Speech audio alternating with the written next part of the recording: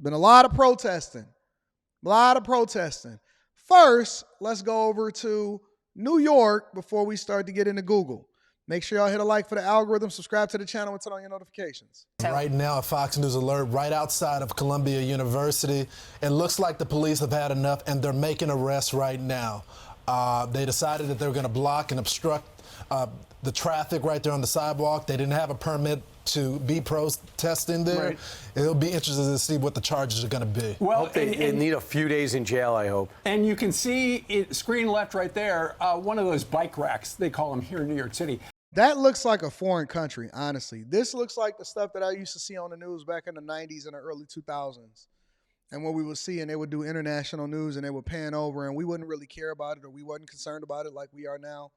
And because we wasn't having as much of an issue on American soil, and the only thing that we were concerned about is the United States participation in our troops getting home safely. And why were we participating in wars that we knew not of? Well, it turns out that we was doing it because there was resources over in other countries that we needed to take control of. And so it was important for us to participate in it and then possibly come up with something as a reason for us to be over there in the first place that wasn't even really a reason for us to be there except for the money. That's neither here nor there. But this looks like something out of one of those times where you would be looking at these other countries and they was warring and they was fighting. It looks the same. It's very much the same. That is the structure. As you can see right there, they've made essentially a box where the protesters were supposed to be, and that is where they were the night before, where, as you can see, they had the fire. The reason they were not on campus is because the president of Columbia was on campus, rather in Washington, D.C. yesterday, saying essentially, we're cracking down on this. Yeah, so what do they do? like they step off campus, they light the fire, they light the torch, they have the big protest. Now this morning, somebody's being arrested. Well, it looks like Gaza. Yeah. But it's New York City. That's what I literally have never watched this video before. It's my first time watching this video, and they saying it. They said, man, this looks like Gaza, and it's really New York City. It looks like Gaza, but this is really New York City. What a great city this is. Don't believe what they say. We don't believe it. We don't believe this. They have been very clear what they believe. You got one professor said that the warriors, the resistant fighters that were in Hamas, numbered less than 1,500. And look how they flipped the table. Not only on settler colonial state, but with no definable borders, but rather the whole world. You don't need mass movements to change the world. So there's radical statements from these professors, from these students, and it looks like the cops are finally shutting this down. And they're more than what y'all say, 4,000 students? 4,700 that are Jewish that go to school at Columbia. And the ones that we've interviewed say that they are scared. Well, as soon as we figure out what the people are being charged with and who the people are, we will bring that to you right here on Fox. But in New York, they can just arrest you without charging you. Ask Donald Trump. New York City subways, there was an Instagram account, have these people have taken over subways last night saying some type of chant, we're proud of Iran, Iran, we're proud of you. Yemen, we are proud of you, and these Jewish students taped it, and it's on Instagram. It's important to note, as we looked at the live shots, there's two different groups that are on the campus right now. You got the campus where you see the tents that are actually on campus. Those are students because it's a private institution. The Gaza Inn campus. The Gaza Inn, that's where they're having their little Chaz zone, the pro-Hamas group. Then outdoors, these are the non-students. They can't get on campus. They were the ones that were setting the fire, and that's why the cops are moving in on them right now. It looks like they were doing this all night long. Look at this dude. They were met by some counter-protesters that were waving the Israeli flags last night, too. We didn't have to get early to have a job. It really helps to be able to party through the night. Always a white woman out there, right in the middle of it. Always a white, every single time. It never fails. It's always a white woman out there doing a thing. Every single time it happens to the white women. Real talk. But it wasn't just in New York City that they was out there protesting. These fools, and when I say fools, I'm saying that, listen, bro, at the end of the day, regardless of where you stand on the spectrum, and I'm talking about the intelligence spectrum, whether you're incredibly intelligent and you wise, or you're incredibly crazy and you stupid, no matter where you stand on the spectrum, under no circumstances do you protest at the place that you work at. But This is what they was doing over at Google. Working at Google may be seen as a dream career for many, but software engineer Iman Hassim has moral disagreements with the company involving the war in Gaza. Now, she and other employees are standing up for what they believe is right, no matter the cost. I would not like to lose my job, but I think it is impossible for me to continue coming into work every week without acknowledging and loudly condemning Project Nimbus and any support for the Israeli government. Google, Google, you can't hide. We charge you with genocide. Across the country from New York to Sunnyvale, Googlers are fighting back. A group of employees even occupied Google Cloud CEO Thomas Kurian's office. They shared letters from fellow workers during a live stream speaking out against the harassment, mistreatment, and censorship of Palestinian, Arab, and Muslim Googlers. I am not proud to work for Google. I am ashamed to work for Google. And the only reason I'm still working for Google is because of my fellow workers at No Tech for Apartheid organizing against Nimbus and against... Yeah, then why you ain't show your face? You got all of that to say, but you got them glasses on and you got that fake. But guess what? Guess what? Google got that technology. They probably can peer right through that mask and see exactly who. They using voice recognition to understand exactly who it is. What? Oh, so you just gonna come into my office and you gonna occupy my office? You gonna come into my office and occupy? Man, listen, bro, listen. These people have lost their rabbit minds. You running into my office and you talking big jump, big jump. I am ashamed to work for Google. And the only reason I'm still working for Google is because of my fellow workers at No Tech for Apartheid organizing against Nimbus and against tech complicit in genocide. Among the organizers' demands is a stop to the billion-dollar Google Cloud AI contract with the Israeli government, named Project Nimbus. Trump, Nimbus, Trump, Nimbus. The cloud services from Nimbus include facial recognition, object tracking, and other custom technology from Google and Amazon Web Services. Employees believe the services from Project Nimbus are fueling the first AI-powered genocide in Gaza. Through Project Nimbus, it is clear to me that Google values money over people's lives. We've already had some Googlers resign, citing that Project Nimbus was the main concern for their poor mental health, and was the reason why they had to leave Google. Hassim understands why some choose to leave, but she hopes to remain employed so she and this group can continue to fight so all employees can feel safe once again. Cool. So you still want your job, but you want to do what you want to do when you want to do it. I'm with that. I can understand that. Well, Google may not understand that as much. Google said, you know what? Listen.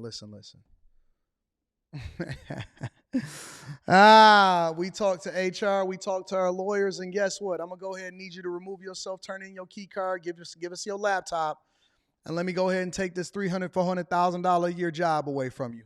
All right, big dog? Okay, meantime, Google terminating 28 employees yesterday. This after a series of protests over the company's contract to provide the Israeli government and military with cloud computing and AI services. Some also said they were protesting the, quote, harassment, intimidation, bullying, silencing and censorship of Palestinian, Arab, and Muslim Googlers.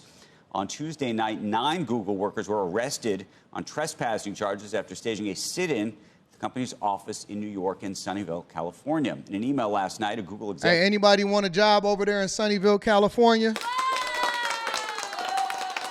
So I believe that as of tomorrow, Friday, possibly Monday, Google will be listing these positions as open. It comes with equity into the company. Also, you get free lunch. In addition to that, you may get relocation services, and you get a really, really nice bonus and a really sign-on bonus, and you get annual bonuses and raises, and it starts off with a lot of money. Hybrid work schedule. You got to make sure that you have a good ethics, good moral character. You can't be on a sex offenders list. You got to be very careful about not protesting inside of the Google Cloud office, especially the CEO's office, okay? But Google has some job openings, and if anybody want to go over there to California, I know it may be rough over in California, but you may want to make the trip depending on what the compensation package is. They got 28 new openings at least, possibly more to come. Telling workers that 28 people were fired. They were found to be involved in protests that took over office space, defaced property, and impeded the work of other Googlers. Joining us right now is Jason Greer, Greer Consulting founder and president. And I'm going to start with this very question. Yes. Would you hire any of these folks who were fired yesterday for being involved in this protest? Meaning, was it disqualifying? I mean, we're partially asking, should have they been fired? But we're partially asking, now that they've been fired, should they have an opportunity elsewhere or not?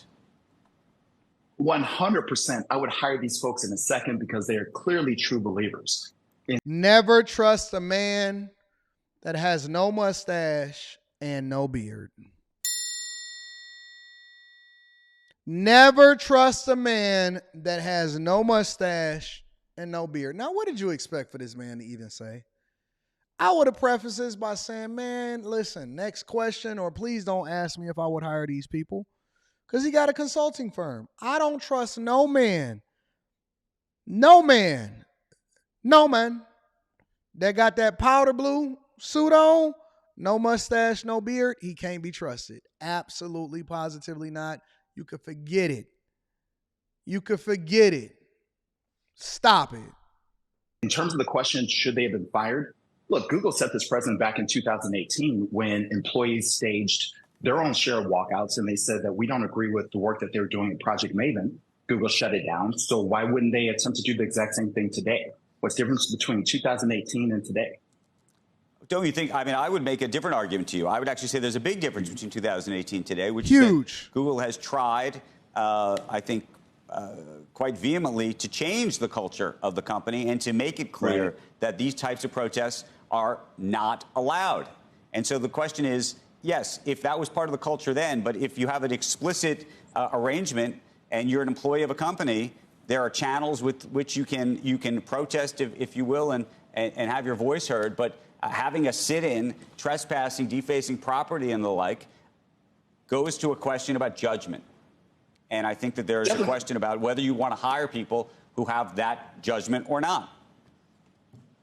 If I'm looking to hire people who are willing to hold me accountable to the missions and values of our company, absolutely. Got to understand with the average Google worker, they're not looking at the fact that we work for Google. They're looking at the fact that since we work for Google, we work for the world. The decisions that we make as a company will impact the world. But this is why I say to tech companies, especially CEOs, because I talk to them all the time. No, you don't. This is exactly the No, reason you don't. No, stop. Hold on. Let me rewind this. Let me make sure I heard what he said. Tech companies, especially CEOs, because I talk to them all the time.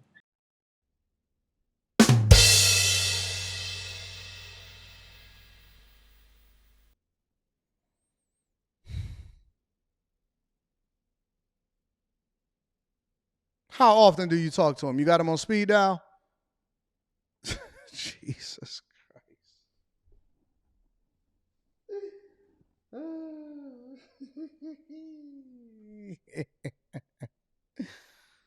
Oh my God. You called Elon? Hey Elon, I need to ask you a couple questions. This is exactly the reason why we're seeing union organizing going through the roof in the tech industry. Because the thing that Google's facing is what many other tech companies are facing, is that they have employees who are legitimately saying or asking the question, what do we stand for? And if we determine what we stand for, what are we going to do to make sure that we continue to stand for that very thing? So what the tech industry is seeing today is exactly what manufacturing saw 60 years ago, where workers are asking the ultimate question, what do we stand for?